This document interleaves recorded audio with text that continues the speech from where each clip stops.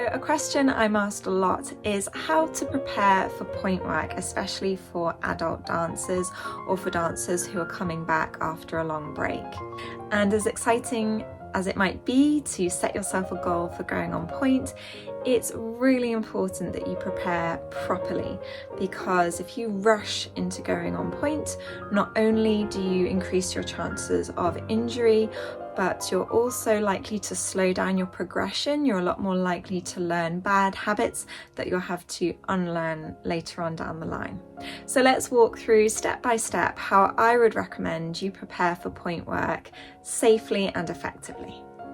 One of the most important things you can do is add targeted strengthening and stretching exercises to your routine. Strengthening is important on point. You need to be very strong to be able to hold yourself on point, but also to be able to control movements, control rolling down and back up through the shoe. And stretching is equally important, and one that I would encourage you don't neglect, because even though you might find yourself strong enough to go up on point, if you don't have the flexibility, you're going to be rocking off your point shoes, you're going to hold extra tension in your Achilles tendon, and not only is this bad technique, but also you're more exposed to injury. So alongside focusing on the feet and ankles, you'll also want to include exercises that strengthen the legs, so the calf muscles, the glutes as well, maybe something for your core, also your balance and your alignment. Now that might seem like a lot to remember, but do not worry, I've added links below to videos that I've made previously that include strengthening and stretching exercises. I would really recommend you check them out. And if you can't add this to your routine daily, then maybe consider every second day or even just a few times a week. But obviously the more frequently you can practice these exercises, the faster you should see improvement. My second tip that I would strongly recommend to anyone looking to get on point would be to invest in a pair of soft blocks. Soft blocks are not point shoes. You should not go on point wearing soft blocks. They are a sort of bridge between your soft normal ballet shoes and point shoes. So they will have a lot more structure to them than your typical soft shoes will have. They will look a lot more like point shoes, but you'll notice the block at the end is not nearly as strong and supportive. It's much softer. So this is why we do not go on point wearing soft blocks. But if you can wear your soft blocks in your normal ballet classes, or even just your normal ballet barre, you'll really strengthen the foot and your metatarsals, because you'll be forced to work through the foot and really articulate it, which is something we need for point work.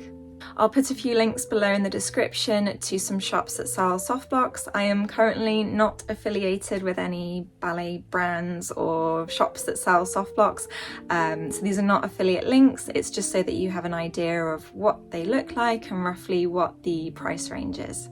Now, I also want to add that obviously every dancer is different and will all have different areas of weakness, but a particular area to pay attention to is sickling the foot. And if you know that you're prone to sickling the foot, you'll want to double down on exercises that help you to realign the foot. You want to strengthen the muscles on the outside of the tibia. Again, I'll include exercises for that, especially with a TheraBand. But the reason why I highlight this particular area of weakness is because when you're on point, it's particularly dangerous to sickle the foot. You may rock onto the baby toe, and if you rock too far, you could fall off point and potentially roll your ankle. So if you do have a tendency to sickle your feet, your preparation for point work might take a little bit longer than someone who doesn't, but that's just to make sure that when you are on point, you're working in a really safe way and you have the strength to hold yourself properly. So let's assume you've been adding these exercises into your routine for a number of months and you've seen a real improvement, but you're not quite sure if you're ready for point work yet. So first of all, I would say you must ask a teacher. You must have a trained ballet teacher watch you and give you their opinion on whether they think you're ready or not. I would not make this decision by yourself. However, if you find yourself in a situation where you don't currently have a teacher, but you still want to have an idea of how close you are to being ready for point work, I have a few guidelines you can follow. The first is being able to do a full pre-point class. And again, I will add links below to pre-point classes that I've previously filmed that I recommend you follow.